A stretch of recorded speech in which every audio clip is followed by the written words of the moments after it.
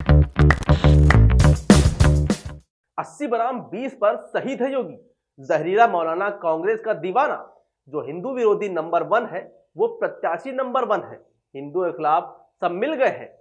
उपरोक्त कथन मेरे नहीं है, ये कथन है न्यूज 18 के जहरीले एंकर अमन चोपड़ा के। इनका नाम अमन चोपड़ा नहीं बल्कि नफरत चोपड़ा कर देना चाहिए। ये देश नहीं झुकने देंगे के नाम पर देश को शर्मसार करते हैं। देश में जो एक समुदाय है, मुस्लिम समुदाय या बाकी समुदाय, इनके बीच झगड़ा कराने का काम करते हैं, इनके बीच नफरत परोसने का काम करते हैं। नमस्कार दोस्तों, अस्सलाम वालेकुम। मेरा नाम है नदीम खान और आप देखना शुरू कर चुके हैं देसी बातें सिर्फ इंडियन पत्रिका पर। मैं बात कर रहा हूं न्यूज 18 की, जो है ये अंबानी जी का चैनल है, मगर अंबानी जी को दिखाई नहीं देता है कि उनके न्यूज चैनलों में किस तरीके की नफरत परोसी जा रही है, क्योंकि उससे इनको प्रॉफिट होता है। सरकार बन रही है, इलेक्शन में वोट मिल रहे हैं, तो क्या जरूरत है कुछ और दिखाने की? क्या जरूरत है मुद्दों पे बात करने की? क्या जरूरत है महंगाई पे, बेरोजगारी पर बात करने की? क्या जरूरत है बेटियों पे बलात्कार हो रहे उस पर बात करने की? जब देश नहीं झुकने देंगे जैसे प्रोग्राम में काम चल रहा है कि हिंदुओं का नरसंहार हो रहा है, हिंदुओं के खिलाफ भैया गठबंधन किया जा रहा है, ऐसे टाइटल से अगर शो चल रहा है और टीआरपी आ रही है, तो क्या जरूरत है मुद्दे पालने की, मुद्दों पे बात करने की? ऐसे नफरती एंकरों को, गोदी मीडियाओं को सरकार ने इसीलिए पाल रखा है कि जब भी इलेक्शन शुरू हो जाओ तुम शुरू हो जाओ। इस शो का नाम है देश नहीं झुकने दूंगा, लेकिन देश को हर बार शर्मसार किया है अमन चोपड़ा ने। यह 8 बजे न्यूज 18 पे दिखाया जाता है, यानी प्राइम टाइम स्लॉट का शो। प्राइम टाइम स्लॉट का शो उस टाइम टीवी पर आता है जहां पर सबसे अधिक न्यूज कंज्यूम की जाती है। इस शो में कल एक मुद्दा था हिंदुओं के खिलाफ महागठबंधन, यानी कि उत्तर प्रदेश में चुनाव है और जितने भी गठबंधन हो रहे हैं वो सब हिंदुओं के खिलाफ हो रहा है, ऐसा कहना है न्यूज 18 के सो कॉल्ड एंकर, जो अपने आप को पत्रकार कहते हैं मगर वो है नहीं, अमन चोपड़ा का। शो के एंकर अमन चोपड़ा की ओपनिंग लाइन यही थी, हिंदुओं के खिलाफ महागठबंधन उत्तर प्रदेश में तैयार हो रहा है। आगे अमन चोपड़ा कहते हैं और 80 बनाम 20 की बात जो थी योगी आदित्यनाथ ने वो सही कही थी, क्योंकि 80 के खिलाफ एक बहुत बड़ा महागठबंधन तैयार हो रहा है। अब आप सोचिए 80 बनाम 20 का, 20% उत्तर प्रदेश में मुसलमान और बाकी समुदाय रहते हैं, 80% हिंदू समाज रहता है। अब 80 बनाम यहाँ पर फिर से 20 का फॉर्मूला अपनाया जा रहा है। अब क्या 80% में समाजवादी के जितने कार्यकर्ता हैं वो नहीं आते हैं? 80% में जो अखिलेश यादव हैं वो हिंदू नहीं है? 80% में जो कांग्रेस के अंदर जितने भी हिंदू लोग शामिल हैं वो नहीं हिंदू हैं? सोचिए, ये एक प्रोपेगेंडा चलाया जा रहा है न्यूज 18 के अंदर बैठ के। इसमें आगे अमन चोपड़ा कहते हैं कि जिसने हिंदुओं का नरसंहार की बात की, हिंदुओं को सबक सिखाने की बात की, हिंदुओं को पलायन की बात की, सब लोगों को पार्टी में शामिल कराया जा रहा है। इसके बाद एक नाम भी लेते हैं अमन चोपड़ा, जो ताजा नाम बताते हैं वो है तौकीर रजा का। इन्होंने धमकी दी थी हिंदुओं का हिंदुस्तान में सर छिपाने की जगह नहीं मिलेगी, अगर मेरे लड़के हाथ से निकल गए तो गली गली में खून बहेगा। ये लाइनें बोली थी पूरी अमन चोपड़ा ने। लेकिन अमन चोपड़ा की बात में सच्चाई कितनी है इसका पर्दाफाश हम आज करेंगे। तौकीर रजा के बयान को लेकर काफी कुछ कहा जा रहा है, न्यूज 18 के अमन चोपड़ा के शो में कहा भी गया था।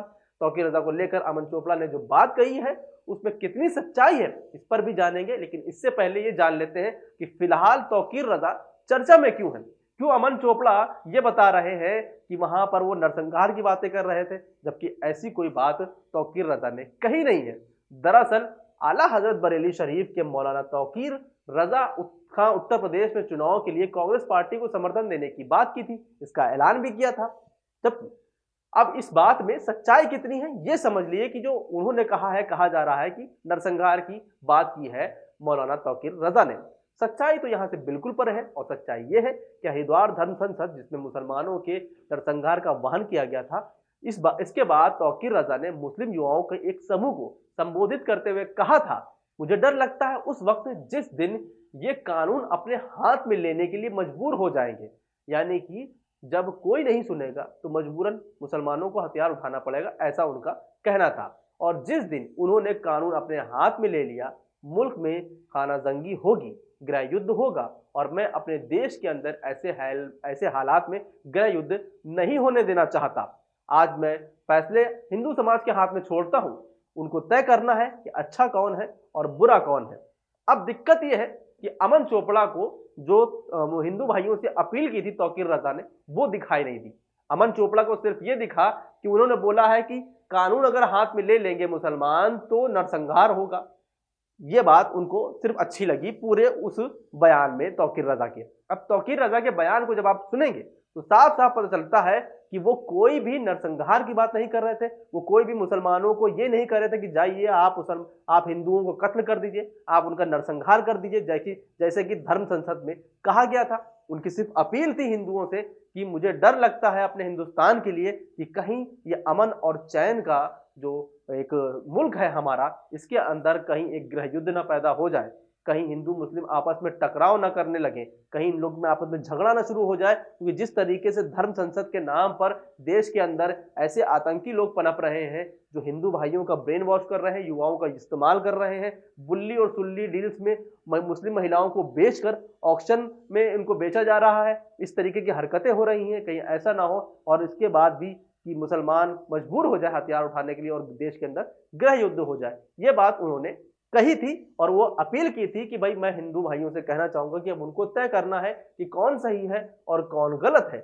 मगर अमन चोपड़ा को शायद ये बात समझ नहीं आई। उनको तो सिर्फ नफरत बांटना आती है, तो प्यार भरी भाषा तो समझ में आती नहीं है।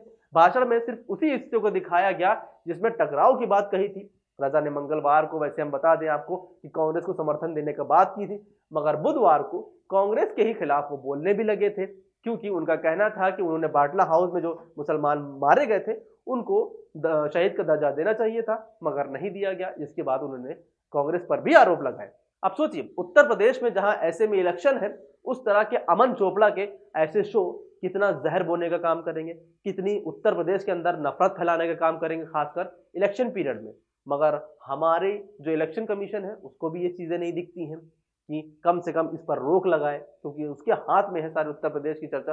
कम से कम न्यूज़ 18 या न्यूज़ एंकरों से जितने भी इस तरह से बोला जाए कि इस तरह की डिबेट नहीं की जाएंगी उत्तर प्रदेश चुनाव के दौरान, कम से कम तब तक तो सब्र कर लो, तब तक रुक जाओ। लेकिन नहीं, हिंदू बनाम मुस्लिम दिखाना है, क्योंकि इसी से टीआरपी आना है और इसी से पैसा बटोरना है। और यही अंबानी का भी टारगेट है कि जब तक के देश में नफरत फैला के पैसा कमाया जा रहा है, आपको मुद्दों की बात करने की जरूरत नहीं है कि मुद्दे देश के अंदर क्या है। मुद्दे हैं महंगाई, बेरोजगारी, गिरती जीडीपी, ये मुद्दे हैं। भूखमरी से देश में 101 नंबर पे पहुंच चुका है हंगर इंडेक्स में, मगर ये मुद्दे थोड़ी ना है। मुद्दे क्या है?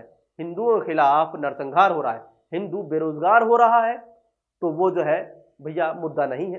हिंदू हंगर इंडेक्स में भूखा मर रहा है, वो मुद्दा नहीं है। जीडीपी गिरती जा रही है, कमाई कम होती जा रही है, सिर्फ क्या मुसलमानों की हो रही है, हिंदुओं को नुकसान नहीं हो रहा है। ये अमन चोपड़ा जो है, इनका नफरत चोपड़ा इसीलिए ना मैंने कहा नाम होना चाहिए, क्योंकि ये सिर्फ नफरत फैलाते हैं। फिलहाल आपका क्या कहना है न्यूज़ 18 के इस कार्यक्रम को लेकर? हमें कमेंट करके अपनी राय जरूर दें और हमारी आज़ाद पत्रकारिता के लिए चैनल को सब्सक्राइब कर लें, नोटिफिकेशन बेल ऑन कर लें, ताकि हम ऐसे झूठों का पर्दाफाश करते रहें जो देश के अंदर बंटवारे की राजनीति करते हैं, बंटवारे की टीआरपी करते हैं और खूब पैसा कमाते हैं, खुद तो कमरों में बैठे रहते हैं। और जो मिडिल क्लास के बच्चे हैं, जो छोटे मोटे सपने लेकर आगे बढ़ना चाहते हैं, उनके दिमागों में जहर खोलते हैं, उन सब का पर्दाफाश कर सके। तो देश की नहीं झुकने दूंगा, इस शो के बारे में आपकी क्या राय है, हमें कमेंट करके जरूर बताइएगा। नमस्कार, खुदा हाफिज, जय हिंद।